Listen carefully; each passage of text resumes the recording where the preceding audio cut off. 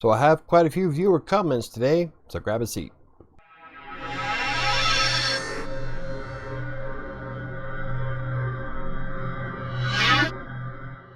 I'm Michael with WriterSanctuary, and it would be Friday's writer vlog, but I'm going to be at WordCamp Denver tomorrow. So that means I get to produce my Friday video today because I probably won't get to a camera until probably Monday morning. And since it's been a couple of weeks since I did a viewer comment video, I've got quite a few to go through today. But before we get started, don't forget to hit the like button and subscribe if you want to learn more about Textbroker, freelance writing, or any other topics that I cover. And if you have questions regarding those topics, you can always leave a comment on any one of my videos, or you can go and reach out to me on WriterSanctuary's blog and have a contact form there. And I'm usually pretty observant of my social platforms on Twitter and Facebook, so if you need anything, you can also reach me there. So let's get started with our first comment.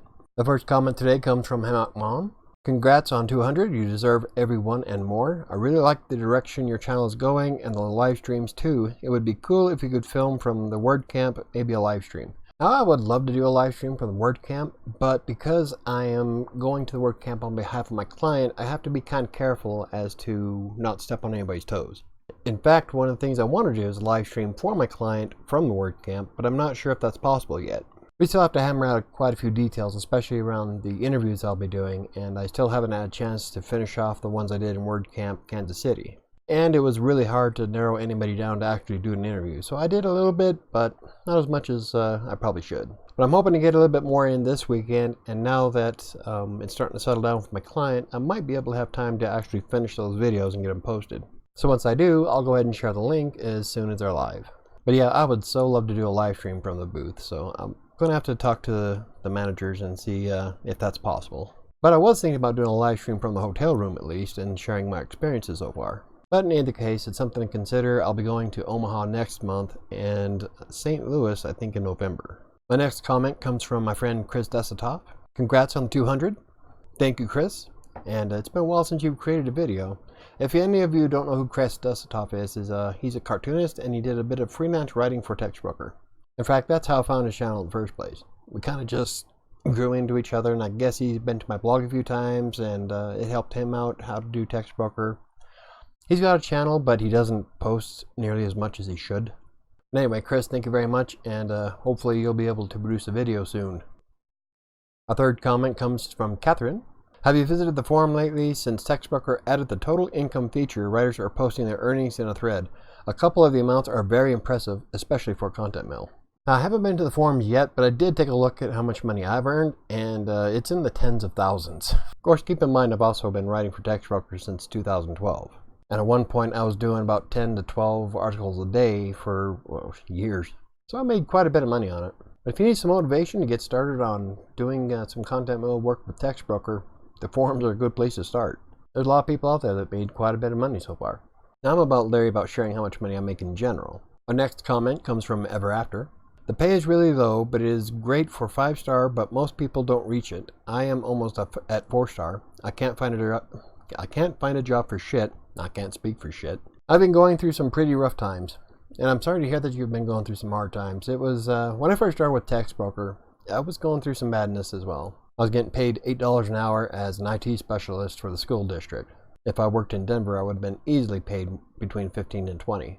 But when you're in the armpit of Colorado, your options are kind of limited. So I can feel for you when you can't find a job. Now, yes, the pay is pretty low when you compare freelance work privately with using content mills. But a content mill, as long as you push it, can pay quite a few bills. And at one point, I was able to quit the school district and write full time. Of course, when you're only making $8.40 an hour by the time I quit, it doesn't take very much to put you over the edge. Hell, I probably could have made more money if I worked at Taco Bell.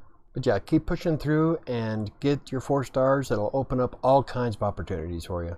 The 4 stars will come with more teams, more invites, more private clients, a lot more work in 4 stars. So as soon as you can hit that mark, it'll make a big difference. For me, it vastly increased how much I made per month. The next comment comes from my friend Shyman. Can you count how much money do you make per month? I want to know this to be motivated. And like I said before, I really don't like sharing how much I make per month as a writer for a variety of reasons. But I will say that the last week I made closer to $36 an hour working a little more than just under full time. Now when I was working for Textbroker, I was making between $350 to $450 depending on the week. I also had some really good direct order clients who were willing to pay me quite a bit. But originally I was bouncing around the $1,500 a month mark as a 3-star, and it takes a lot of work to push to get to that, and it depends on a variety of factors, like if there's enough work available or if you have more time in the day. But I will be doing a motivational video hopefully next week, so maybe you'll get some tips and hints off of that. But good luck to you, Shaman, and I hope you do well. My next comment comes from DIY Wedding Designs. Congrats on your subs. I had a YouTube channel for a while and it's hard to break through. I'm wondering what you think about copywriting and B2B. Some websites make it sound like it's something you can do without a lot of writing experience. I'm a 3-star, but I just started. Have you ever tried the copywriting, or is that what you mean when you write for private clients? They do make it sound attainable with just a little experience. And I've got to apologize. I still have to put some money into buying new glasses, and I'm trying to read it off the screen and it's a little small. But anyway, copywriting isn't too bad, and it's pretty easy to get into depending on the client. Essentially, copywriting is just boasting about their brand and the products that they offer. So if you're able to learn a little bit about the brand and what kind of things they supply to customers, you can probably do copywriting pretty easily. In fact, I do a lot of copywriting for my client right now. Now, we do talk a lot about their services and such, but I do also do tutorials and blog posts and marketing tactics and stuff like that on the website as well. So if you can diversify yourself, then you're worth more to the client. But yeah, copywriting is pretty easy as long as you can Google. I've done a lot of copywriting. Unfortunately, you don't come across a lot of the copywriting articles in Textbroker simply because it's against policy to know who your clients are and who the writers are. And to do copywriting properly, you would have to know what the client's offering. Now there's some products and such that you can do on copywriting on Textbroker, like if someone just wanted a general write about the new iPhone, the new Samsung. So that kind of stuff, that's pretty easy.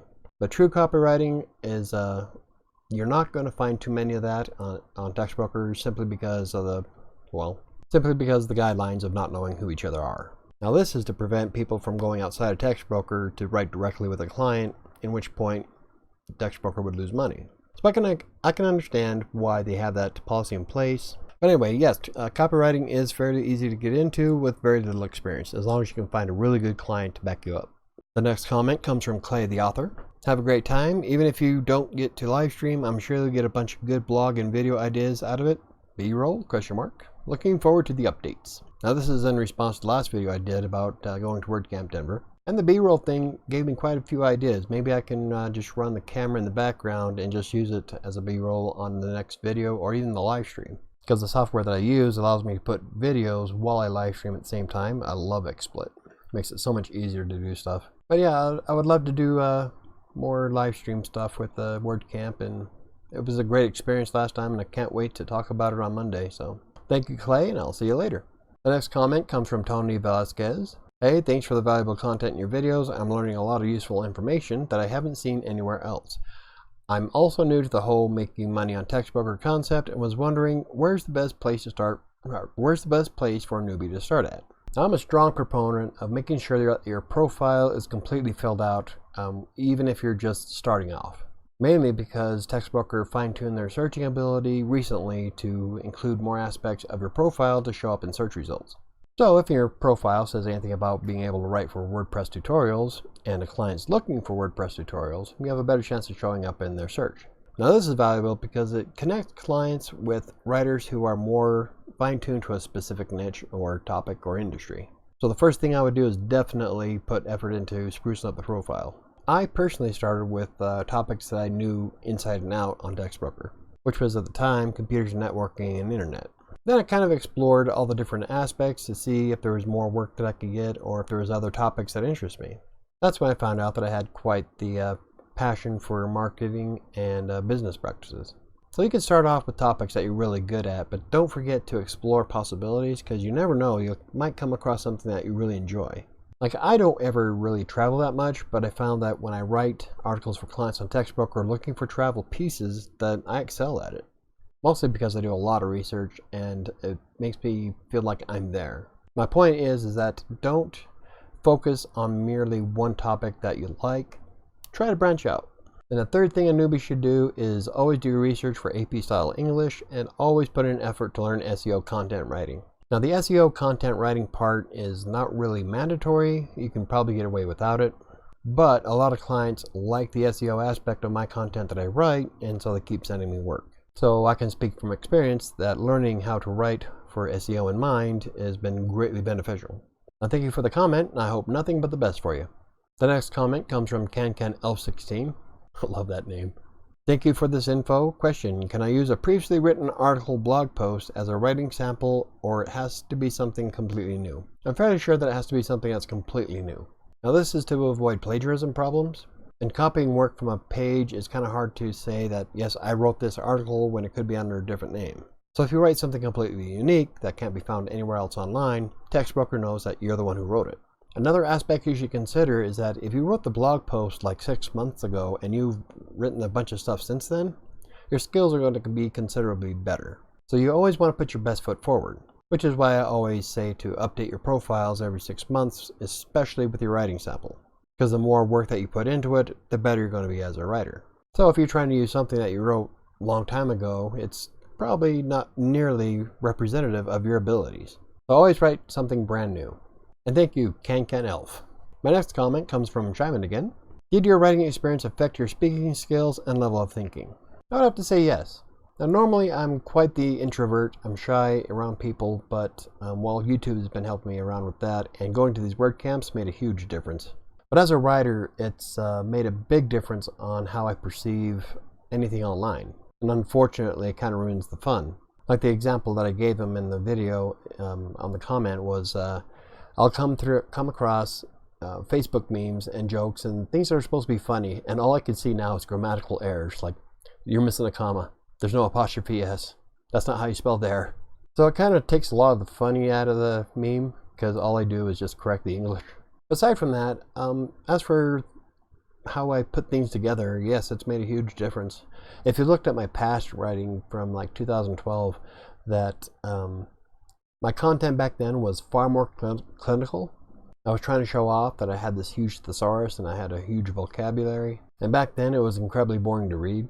In fact, that's one of the things Textbroker editors pointed out. But nowadays I write more of a casual tone, and it's made a huge difference. And as a writer, approaching people in person has made a bit of a difference as well. And a lot of the things I've learned about writing content, grammar, and spelling has translated into when I'm actually talking. So like if I'm conversing with somebody and I try to end the sentence with it automatically pops into my head that I'm not supposed to do that. But in a conversational tone, you can end a sentence with it. I just did it there. But yeah, it does influence how you speak and how you think. My last comment today comes from Gabriel.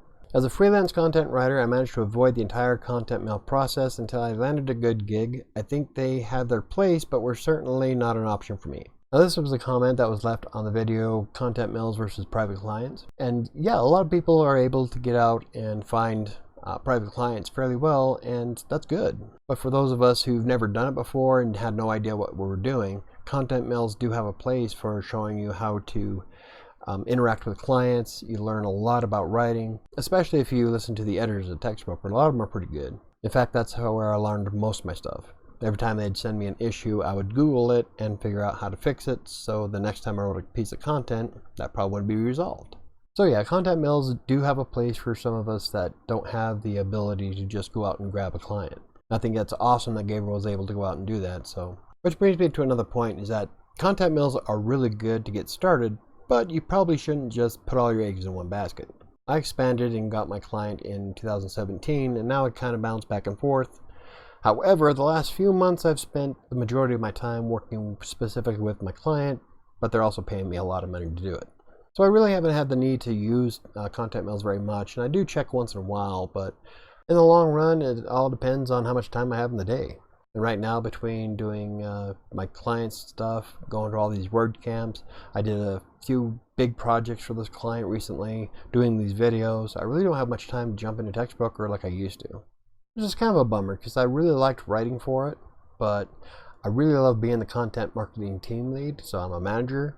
I don't write nearly as much as I used to, but I govern over those who do. So it's kind of fun. I love my job. So those are the comments for this week. If you'd like to know more, you can leave a comment on this video or any of the other ones that I cover. And yes, if you ask me a question through WriterSanctuary's contact form, sometimes I put those in these videos as well. So why am I doing this video today instead of on a Friday?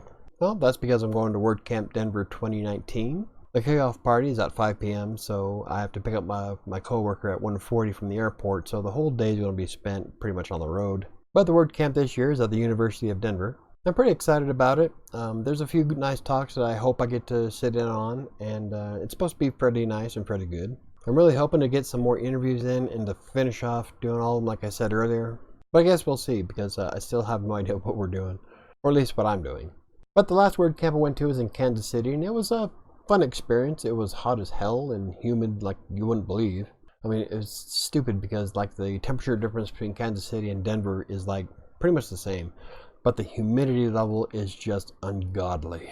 Don't get me wrong, it's beautiful. I got some awesome shots from the 16th floor of the hotel we were at, and it looks like a forest below us. It was beautiful. But my God, was it hot. So yeah, I'll be at WordCamp Denver. I'll be back on Sunday afternoon, so I won't be able to do any videos until I get back. Maybe. I'm still trying to debate on whether I can do a live stream from the hotel room or not. Or even if I just did a video from the hotel room. I don't know. We'll see. But no matter what, I'll be doing a live stream on Monday. And this will be covering some of the things that I experienced at the WordCamp Denver.